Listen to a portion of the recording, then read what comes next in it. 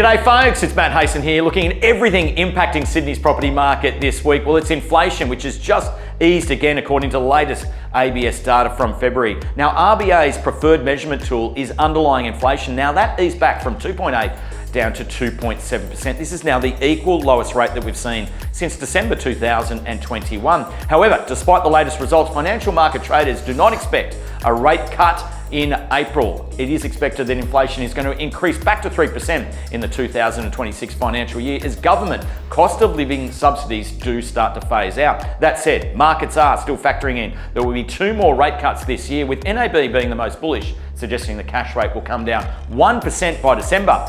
This is, though, the same NAB who only several months ago were forecasting the first rate cut would not occur until May this year. So there is no question that the property sector needs to see further rate cuts in order to improve overall market sentiment. We can see that the affordability constraints and an apprehensive buy pool is really still the makeup of this current market. Trading conditions, though, they do remain pretty decent with solid prices being achieved, but it's really the arm wrestle about how we're getting these deals done. And there are far fewer frenzied auctions occurring around the Sydney market right now, which perhaps is making reading this market just that little bit more trickier.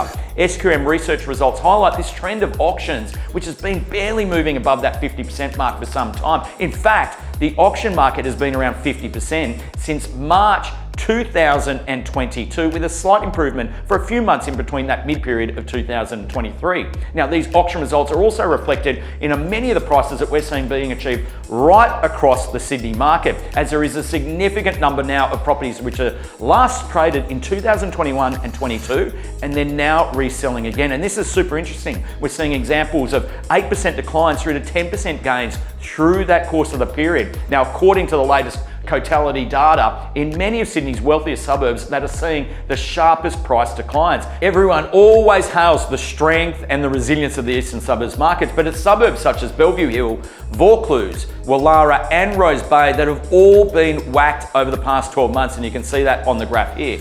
So, the key takeaways from what we're seeing and the supporting data in the market right now is this.